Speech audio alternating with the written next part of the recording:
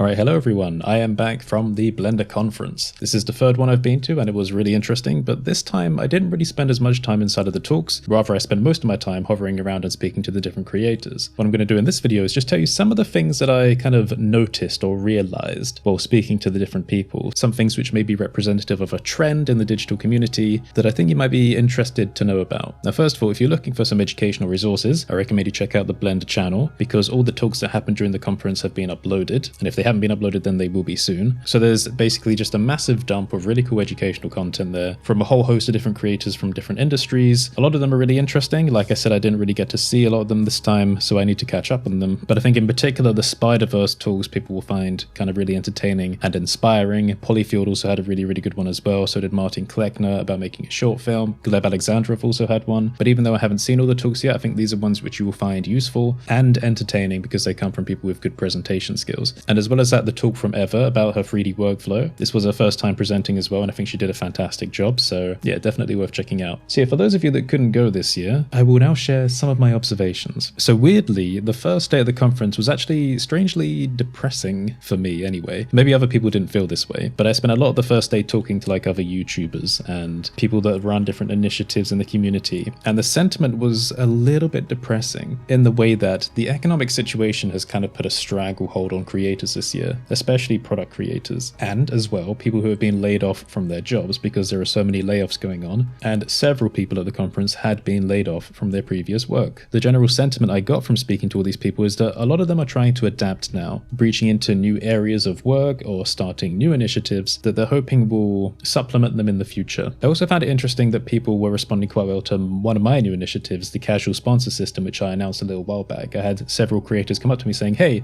how did you come up with that idea? Because it made a lot of sense and like I don't really see anyone else doing it. So I just explained to them that I believed that if we as YouTubers don't have any sponsorships going at a particular moment, then why not take on lower price sponsorships from smaller creators? It doesn't make sense trying to charge everyone like a really high price. So I just had those discussions with people. And at the end of the first day, like I said, I felt a little bit depressed. But that's kind of what happens when you're so involved in it from like a business standpoint and everyone's kind of like sharing their anxieties, you know, when they go to a place like that. But it wasn't all like that. And the next couple of days were definitely more positive because I spent more time on those days speaking to different friends, making new friends, as well as speaking to fans and just miscellaneous other people that I've never spoken to before. So that was kind of much more inspiring. I do want to say at this point that one of the new initiatives which has sparked up is the Blender Bazaar. Now this is a new kind of like, how would I describe it? It's like an indexing website to connect you with pretty much anything Blender related, different projects, different courses. You can filter things down by version as well. Basically, if you're looking for Blender content, the Blender Bazaar is a really good place to connect you with it. But it's a new initiative and it's also a self-reporting thing. So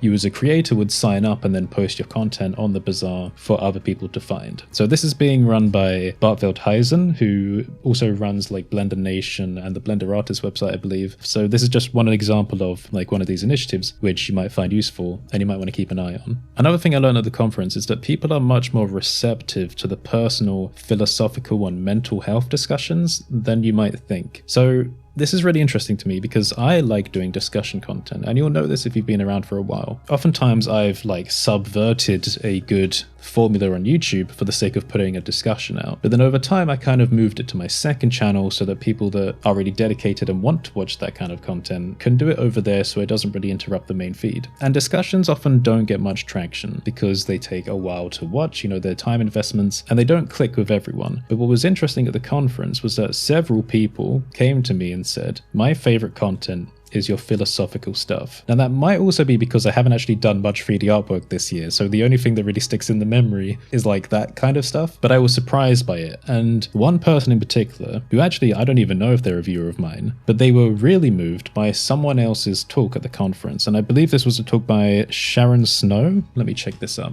Yeah, Sharon Snow, playing with grease pencil on adventure in 2.5D. I passed a guy outside of the classroom, and I'm not going to say their name because I don't want to like out or embarrass anyone. And as I passed him, he kind of looked at me and then he kind of gave like a bit of a sigh. So I kind of stopped and I was like, hey, is everything all right? And then he spoke to me about how he had just seen this talk and how he felt really inspired by it. And as he was starting to tell me about it, you could tell he was really moved by it because, well, you can just tell by the way people say things, like he's just like trying to transcribe the feelings down into words. So I was really interested in that. I kind of stepped to the side with him, like leant against the wall a bit and just let him tell me about it. And it was interesting. He was saying that in this talk, which I have now watched and I recommend it, a part of it is Sharon talking about how it's really upsetting when people, especially new artists, feel like they can't share their work because they don't feel like it's good enough, and that maybe people aren't really attributing a sense of value in their work in the right place, because like all art is art and all art is valuable and meaningful even if you can't see it. It may not be valuable in your own eyes. An example she gives is how like a little drawing made by her mum meant something to her, but then the mum ended up throwing it away, and it was like this kind of moment of realization. But then as this guy was telling it to me, he started to tear up a bit, and then I felt really empathetic because I was like, oh my god. He told me about how he had felt the same when he was younger, how there were like people that kind of bullied him when he was younger as well, how he had always kind of been pushed down for like not being as good as other people,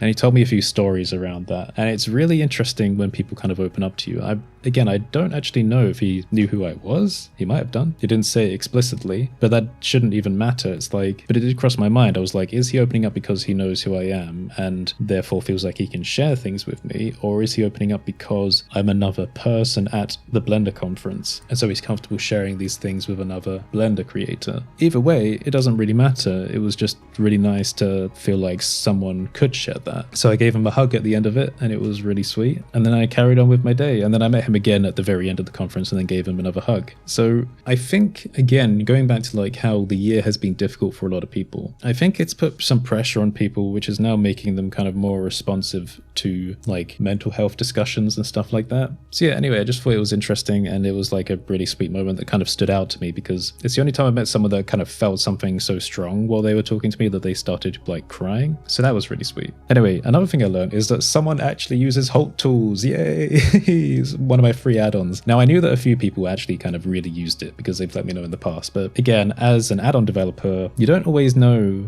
who is actually using your tools because we don't hear about every use case. Like the silent majority of people just use them and then that's it. They just don't talk about them. So I do often feel like I sit here, I make tools, I put them out, people buy them, but no one uses them. That's what it feels like. So if you do actually use any of my tools for anything, please let me know. In my mind, 3 people use Holt tools, but I can tell myself objectively that more people than that actually do. I know for a fact that one person, Smouse, does use it. Smouse, who was generous enough to give me a really high affiliate percentage, but I also feel a bit ashamed because I really want to sit down with the product and spend more time with it and do a whole like dedicated video about Shaders Plus because the materials are fantastic and I'm really quite proud of them. They did a post recently on Twitter talking about how they'd made, you know, a really good amount of money with the product as well. I'm totally not jealous because I've been really slacking with products this year. But anyway, Smouse has been using Holt tools because I added a feature, one of my favorite features ever, which allows you to set the defaults on node group values for all of the node groups you have selected. What I mean by that is that if you're a material creator and you're creating node groups for different materials, whether they're procedural materials or whatever else, you're often sitting there and adjusting the values to make the material look perfect. But then if you want to set those as the default values so that when you give the node group to someone else, they also see the same result, you have to manually set every default in the node group settings for every single node group. So if you imagine that you have 100 node groups for a material pack, you have to go through every value and set it as the default for like 100 groups. And that's annoying. With Holt tools, you can click them all and press set defaults, done. So I know that people use it for that because that's a really freaking good feature.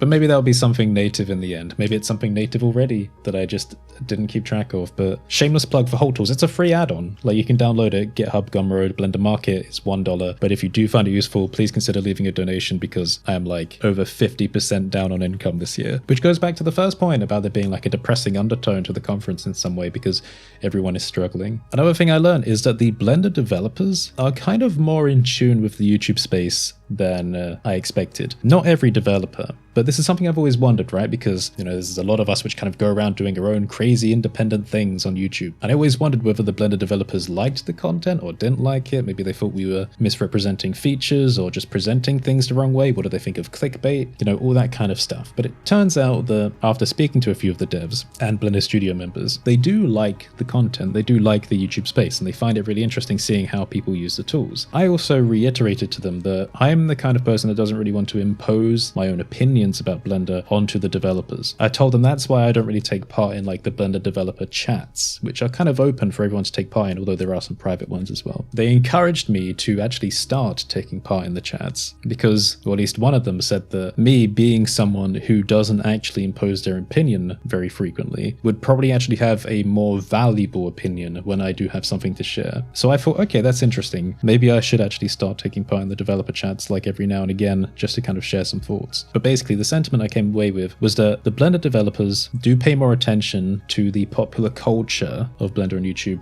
than we think, which I guess shouldn't be too surprising. And I think Sibrin is probably the one who's more in tune than everyone else. So if you're watching, hi Sibrin, sorry we didn't spend more time talking. You have to do one of your famous portraits for me one day.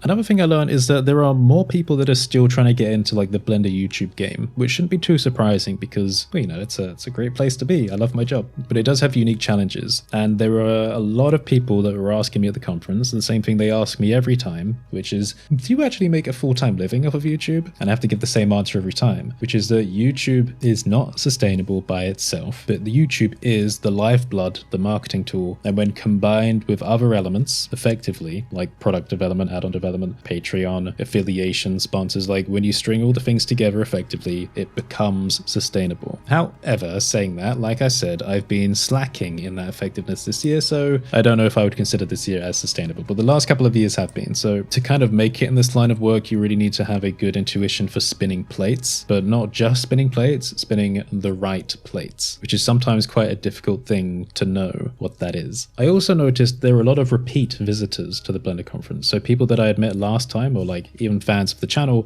fans of multiple of our channels, came again this year, which was quite nice to see because it gave me an opportunity to then spend a bit more time with them. And it was also nice to kind of share notes on what they've been doing. I also want to give a shout out at this point to Duncan Rudd, someone who visited the conference with their daughter last year and then came again this year, someone who had submitted a film to our blend.stream website project, which I will get back to in the future. I put a video on the second channel talking about why it's gone a bit quiet. So if you're interested in the Blend Stream project, check that out. Basically, I want to do something more special with it in the future. But anyway, they shared with me a trailer for their new short film project, and the style looks fantastic. I also recommend checking out their other short film called The Path, which is really beautifully done. But basically it was nice catching up with people again, because as someone who likes to share Blender projects, as you'll know from our extensive community roundup series, it was just really great getting some of the insider scoop on different artists. Now, will I go next year? I think the answer is not certain. I kind of feel like I want to take a bit of a break from the Amsterdam conference for a little while. Part of that is also because, again, it's a little bit pricey, but we'll have to see. I kind of just want to put my head down and grind the work. I spent so long this year preparing systems, getting ready for a new phase of content production and development. And now that I've been in that headspace for ages, it's difficult to get out of it. I'm really good at building new systems for things and coming up with ideas for businesses.